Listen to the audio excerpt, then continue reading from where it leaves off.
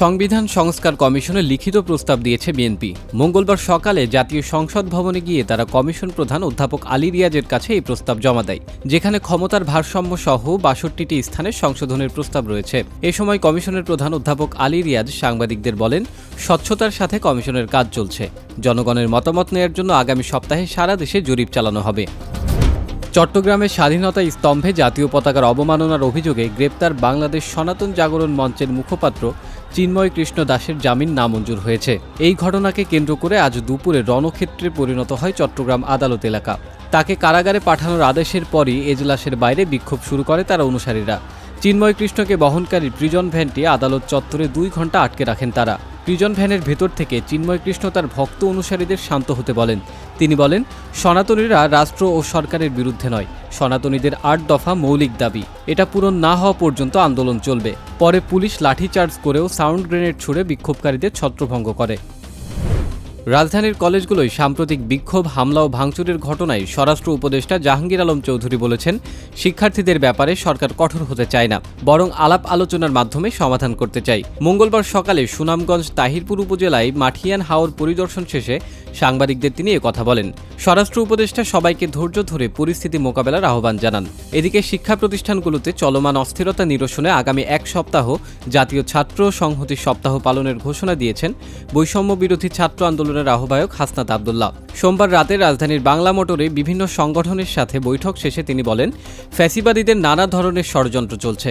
তারা বিদেশে বসেও বিভিন্নভাবে ষড়যন্ত্র করছে এবং বিভিন্ন ফরম্যাটে তারা আবার ফিরে আসতে চাচ্ছে।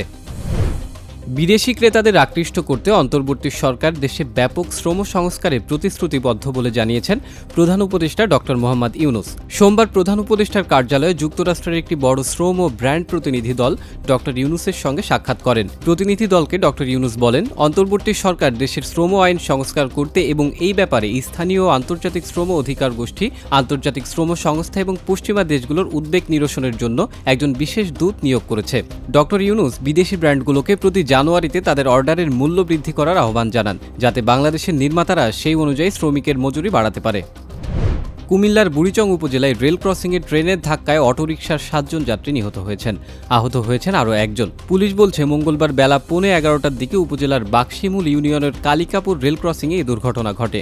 নিহতদের মধ্যে ৩ জন পুরুষ এবং 4 জন নারী। সাবেক প্রধানমন্ত্রী ইমরান খানের মুক্তি ও সরকারের পদত্যাগের দাবিতে পাকিস্তান তেহরিকে ইনসাফ পিটিআইয়ের ডাকা ইসলামাবাদমুখী জনস্রোতে উত্তাল পাকিস্তান। সেখানে অন্তত 5 জন নিহত হওয়ার খবর পাওয়া গেছে। বিক্ষোভ মিছিলে কার্যত অবরুদ্ধ হয়ে পড়েছে দেশটির রাজধানী ইসলামাবাদ। আন্তর্জাতিক গণমাধ্যমের খবর বলছে, শ্রীনগর মহাসড়কে কিছু দুষ্কৃতিকারী রেঞ্জার্স কর্মীদের উপর গাড়ি উঠিয়ে দিয়েছে। এ ঘটনায় 4 জন প্যারাট্রুপার ও একজন বেসামরিক ব্যক্তি নিহত হয়েছেন। আহত হয়েছেন আরও 5 জন প্যারাট্রুপার ও 2 জন পুলিশ সদস্য। নিরাপত্তা ঝুঁকি বিবেচনায় নিয়ে উত্তাল ইসলামাবাদে সেনাবাহিনী মোতায়েন করা হয়েছে। ঘনিষ্ঠ মিত্র যুক্তরাষ্ট্র ফ্রান্সের চাপের মুখে অবশেষে লেবাননের সশস্ত্র সংগঠন হিজবুল্লাহর সঙ্গে যুদ্ধবিরতিতে যাওয়ার নীতিগত সিদ্ধান্ত নিতে যাচ্ছে ইসরায়েল।